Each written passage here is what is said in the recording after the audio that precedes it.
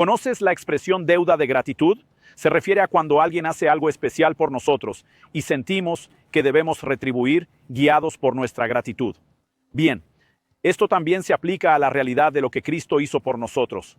Este es el tema de nuestra conversación hoy. Quédate conmigo unos minutos. Vamos a entender un poco mejor esta verdad.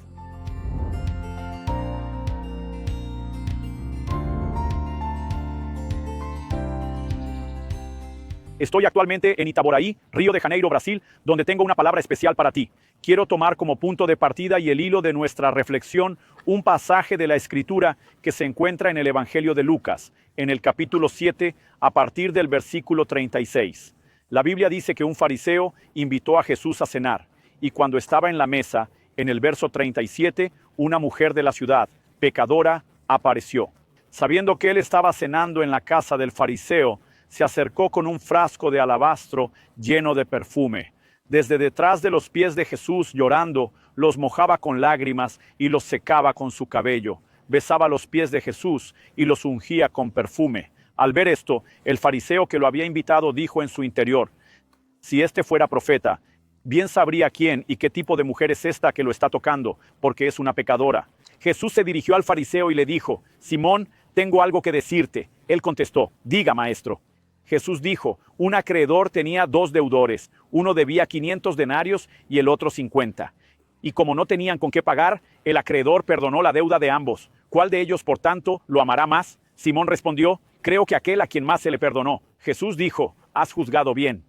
Y volviéndose hacia aquella mujer, Jesús le dijo a Simón: ¿ves a esta mujer? Cuando entré en tu casa, no me ofreciste agua para lavar los pies. Sin embargo, ella ha mojado mis pies con lágrimas y los ha secado con sus cabellos. No me diste un beso en la cara. Ella, sin embargo, desde que entré, no ha dejado de besarme los pies. No ungiste mi cabeza con aceite, pero esta, con perfume, ungió mis pies.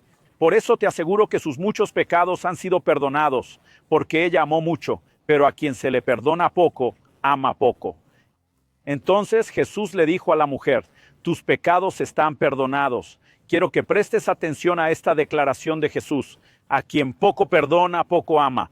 A quien mucho perdona, mucho ama. Es decir, la conciencia de lo que Cristo hizo por nosotros genera no solo un sentido de gratitud, sino también una respuesta de amor. Considerando que amar a Dios es el mayor de todos los mandamientos, debemos hacerlo con amor total, con todo el corazón, alma, entendimiento y fuerzas. Si hay algo que genera en nosotros una conciencia, una respuesta, necesitamos no solo entender que esto existe, sino llevarlo a la práctica de la vida cristiana diaria y a nuestra relación con Dios. La primera pregunta que debemos hacernos es: si para amar más solo necesitamos ser perdonados más, ¿qué significa eso? Esa frase me sonaba injusta por mucho tiempo. Tuve el privilegio de crecer en un hogar cristiano y aprender los principios de la palabra de Dios desde niño, y a partir de ahí simplemente hice lo que era mi responsabilidad, pero eso me brindó la oportunidad de tomar decisiones acertadas para honrar a Dios. Y de pronto veía a personas convertirse, y usando este texto para decir que quien perdona y ama mucho, y yo pensaba que esto es injusto. Entonces, si no me rebelé contra Dios, no me alejé de Él, jamás podré amarlo de la manera en que las personas que viven en rebeldía podrán amarlo. La cuestión ¿es esto de lo que habla Jesús? Él está hablando de una especie de historial, de una lista de pecados cometidos, y quiero asegurarte que no es así. ¿Por qué? En primer lugar, la Biblia dice que no hay justo, ni uno solo. Incluso aquellos que, como yo, solo han cumplido con su deber en seguir las enseñanzas que recibieron, no pueden decir que no han cometido errores. Sin embargo, cuando la Biblia menciona que la Escritura ha encerrado a todos bajo el pecado, no solo habla de acciones, sino también de nuestra naturaleza. Pero más que eso, cuando miramos al apóstol Pablo, que llega a declarar que según la justicia de la ley fui irreprensible, el mismo apóstol Pablo también dirá, en la primera carta a Timoteo, capítulo 1, versos 15 y 16, que él era el peor de los pecadores. Ahora, ¿cómo puede alguien que se considera irreprensible en la ley verse como el peor de los pecadores? Pablo entendía que su deuda no era solo lo que él había hecho en comparación con lo que otros hicieron. Su deuda era la medida de su separación de Dios, destinado a la perdición y a la comprensión de lo que realmente hizo, costándole la muerte de Jesús o llevándolo a un profundo sentido de arrepentimiento. Me gusta decir que entender una gran deuda no es solo haber hecho muchas cosas malas, sino entrar en un profundo proceso de arrepentimiento. El apóstol Pablo creía que si no hubiera otra persona en la tierra, solo él, aún así, con toda la justicia que la ley podría ofrecer, él habría sido el responsable de la muerte de Jesús. Y todos necesitamos esa comprensión, porque el mensaje del arrepentimiento siempre ha precedido a la fe que nos lleva a disfrutar del Evangelio y ha sido suprimido en el Evangelio moderno. Es crucial entender que un profundo arrepentimiento, una conciencia de una gran deuda, también traerá la conciencia de un gran perdón. Dicho esto, es importante mencionar cuál es el impacto de la conciencia de lo que Cristo hizo por nosotros. En la segunda carta de Pablo a los Corintios, en el capítulo 5 y verso 14, dice que el amor de Cristo nos constriñe. Al entender el amor, sentimos incomodidad y una respuesta. En Romanos 5 se dice que Dios nos amó incluso siendo sus enemigos, y es esencial que comprendamos ese amor. Al reflexionar sobre lo que Cristo hizo, es vital que cada uno de nosotros cultive la conciencia de sus acciones. Esa es la razón, por ejemplo, por la cual nuestro Señor instituyó la cena memorial de la alianza, que llamamos la Cena del Señor. Anunciamos la muerte del Señor hasta su regreso. Durante la cena, recordamos lo que Cristo hizo y proclamamos que un día regresará. Consumará la obra de redención y establecerá plenamente su reino. Al mirar hacia atrás, reconocemos que su cuerpo fue partido por nosotros, su sangre fue derramada por nosotros, porque se instituyó un ritual como este. Cuando Jesús dijo hacer esto en memoria de mí, no pensaba que olvidaríamos quién es Él, sino hacía referencia a la pérdida de la conciencia. Sin embargo, no indicó el motivo de dicha pérdida. Esa conciencia necesita ser no solo preservada, sino también desarrollada. Es una conciencia de gratitud. Por cierto, cuando tú y yo miramos la adoración en el cielo, nos damos cuenta de que el tema principal de la adoración celestial es precisamente la muerte de Cristo y su redención. El Apocalipsis, capítulo 5, por ejemplo, dice en el verso 9, y cantaban un cántico nuevo, diciendo, digno es el Cordero de abrir el libro con sus sellos, porque fuiste muerto, y compraste a Dios con tu sangre.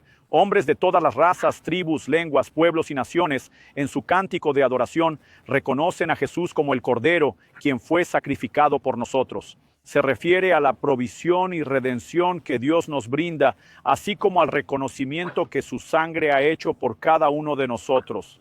El apóstol Pedro señala que el precio de nuestra redención no fue plata ni oro.